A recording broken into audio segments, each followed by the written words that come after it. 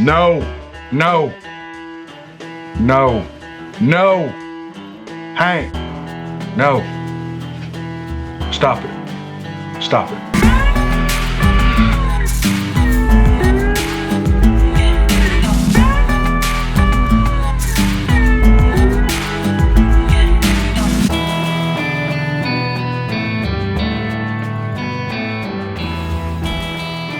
Hey y'all, how's everything going? This is different, isn't it? Last night I had planned to do a live video and I wanted to do it right, and I couldn't get used to the OBS software that I'm going to use to do the live shows, but we're going to do some live shows maybe once a month. If you hear some racket in here, I've got 4 dogs in here with me. There's Betsy right behind me. Hey, come here, girl. And of course, we have the chickens right outside the door here. But, and I'm sorry that's such a distraction in my videos, but I can't help it. This is the only place I can narrate, do these recordings.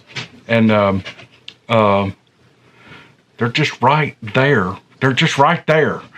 And so, but anyway, I wanted to do this, share this story with you that I said I was going to share from my buddy who, again, if you go back to the Cherokee camp video, a couple of videos back, you'll see his first story. And I've known him since we were 7 or 8 years old, and I had no idea that he had experiences. And but he took the time to write these down. And the Cherokee one was interesting, but this one is really cool. This is an actual encounter that he had. So we'll just dive right into it. All right. Here we go. Our discussion gave me cause to reflect on something I have never told anyone since the day it happened back in the fall of 1977.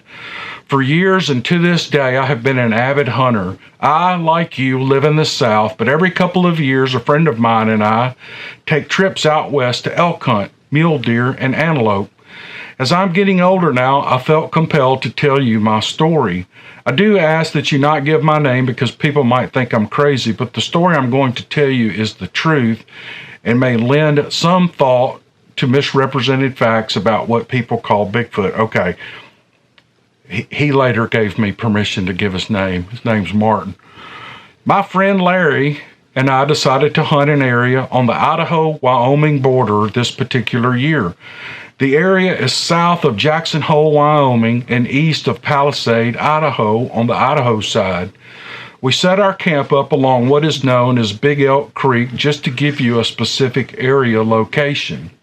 We packed in several miles along the creek following a well-used game trail to an area of scattered sage, spruce, and aspen. It may have been one of the most peaceful places I have ever been, and we chose this place to set up our camp for the week. The first day we spent setting up camp and did some pre-scouting as our tags for the hunt started the next day to get an idea we were going to hunt the next day. That afternoon, while glassing a mountainside in a small meadow between the dark timber, I spotted a decent bull elk, and all I could think was, man, I wish the season was open today.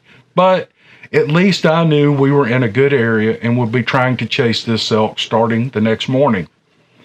Like all hunting adventures, of course, the next day didn't go as planned, but I did find several areas that showed signs of elk usage and did see 3 cow elk that day. I continued to pursue this area for the next 2 days, and on the 4th day, I left camp on foot about an hour before daylight.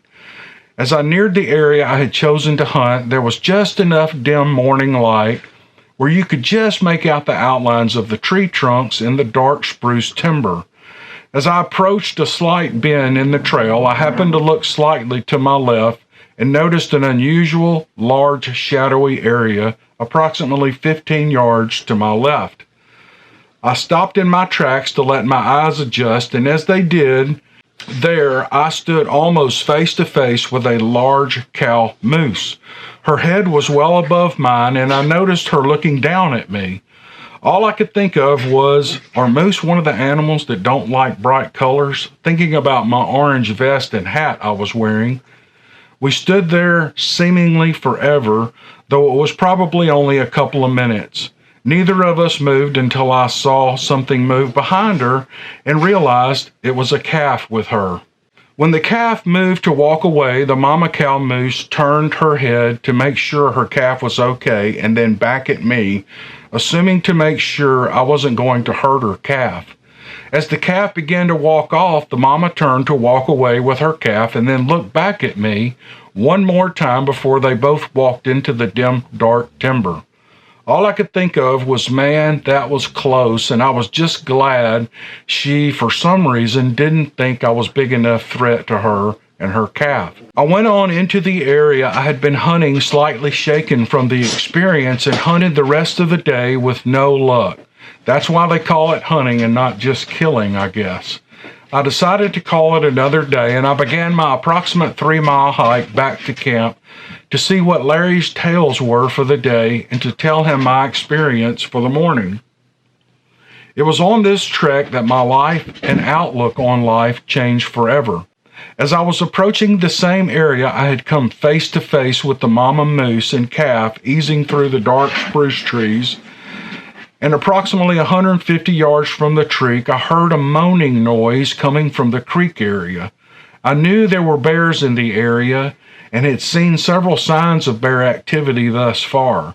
My ears perked up, and I actually unslung my rifle from my shoulder, and I began easing towards the moaning type noise.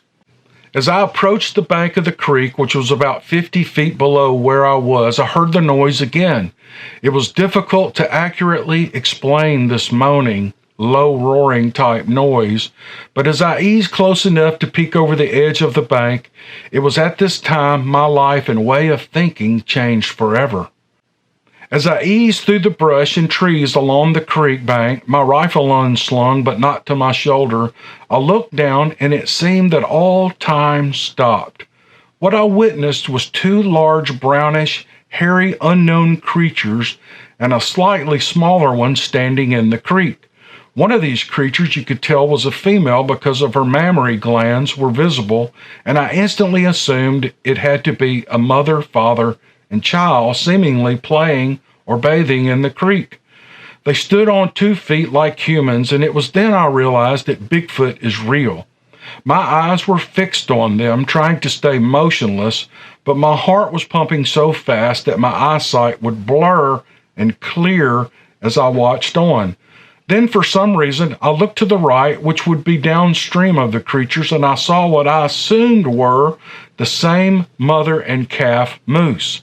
I was amazed that these creatures and the moose were so close and neither was bothering the other. It was like 2 human families playing in a creek in close proximity to each other. At one time, the apparent juvenile creature walked downstream within about 5 yards of the calf moose, and the mother creature made a moaning noise, and the juvenile turned and came back to her side. I honestly don't know how long I stood there in silence and watched them, but I remembered I was amazed that they were so comfortable being close together and never offered ill will to each other.